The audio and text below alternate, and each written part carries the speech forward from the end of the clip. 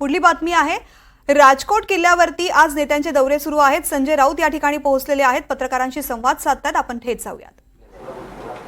इथे बर्फ सतत वितळत असतो, त्या हिमालयात त्यांनी मोठे मोठे पुतळे वीरांचे उभे केलेले स्मारक उभे केलेले आहेत। भारतीय इंडियन नेव्हीनं हवाई दलानं भारतीय हवाई दलाच्या लोखंडाच्या बोटी समुद्रामध्ये वर्षानुवर्ष त्याला गंध चढत नाही हा, आणि इकडले नट बोल्ट गंजतात आणि तुम्ही नेव्हीवर टाकताय। यासारखं दुसरं गंभीर कृत्य नसेल की तुम्ही आपल्या पापाचं खापर भारताच्या नौदलावर टाकत आहात।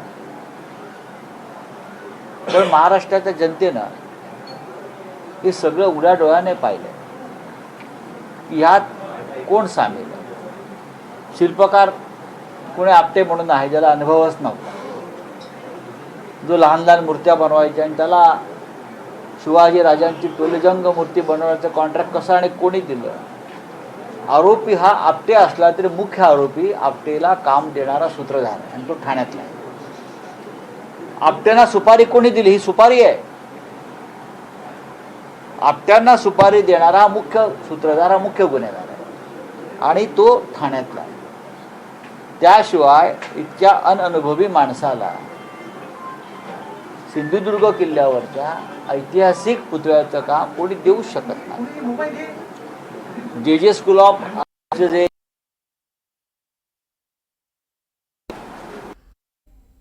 राजकोट किल्ल्यावरती पाहणी केल्यानंतर संजय राऊत पत्रकारांशी संवाद साधतात। सरकार आरोपींना पाठीशी घालते अशी टीका त्यांनी केली आहे। राज्याच्या सांस्कृतिक महासंचालनाकडे घेतलेली नाही।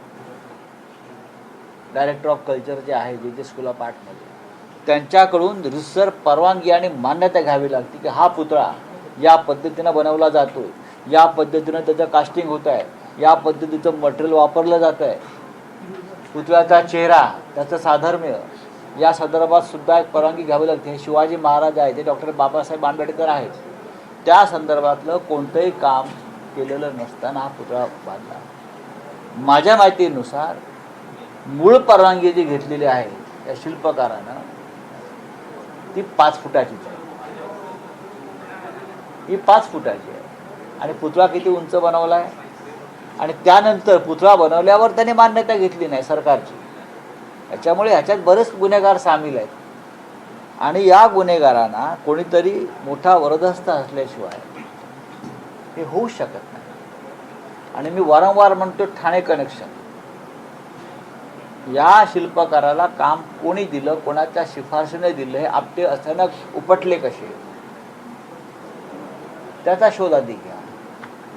अजूनही फक्त मगाशी मला आमदार वैभव नाईक सांगत होते, अजूनही फक्त FIR दाखल झाला आहे, रितसर गुन्हे नोंदवायचे आहे, कोणाला अटक झालेली नाही, हां कारवाई नाही, कोट्यावधीचा व्यवहार आहे, यात आता ED नाही, CBI नाही, हां लष्कराचे इंटेलिजन्स नाही, कोणी केलं आहे सगळं हे।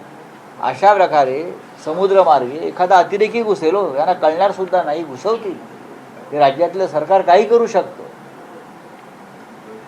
हां राऊत साहेब सगळ्यांनी माफी मागितल्यानंतर सत्ताधारी मंत्र्याचा विषय मिटला ना, आम्ही माफी। अच्छा, राऊत साहेब मुख्यमंत्री असा विषय मिटतो का?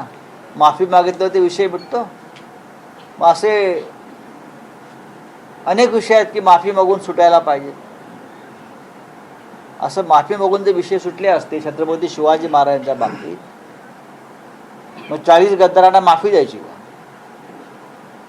आम्ही माफी मागतो, आम्हाला माफ करा, असं होत नाही। सरकारच्या गळ्याशी हे प्रकरण आलेलं आहे, सरकार याच्यामध्ये पूर्णपणे अडकलेलं आहे। सरकारला बाहेर तोंड दाखवायला जागा नाही या प्रकरणामध्ये। छत्रपती शिवाजी महाराजांच्या बाबतीमध्ये इतकी बेफिकिरी, त्यांच्या कामातला भ्रष्टाचार हे महाराष्ट्र कधी सहन नाही करणार। मुख्यमंत्री म्हणतात की 100 वेळा मी माफी मागायला तयार आहे। तुमची माफी महाराष्ट्रानं स्वीकारायला पाहिजे ना, तुमची माफी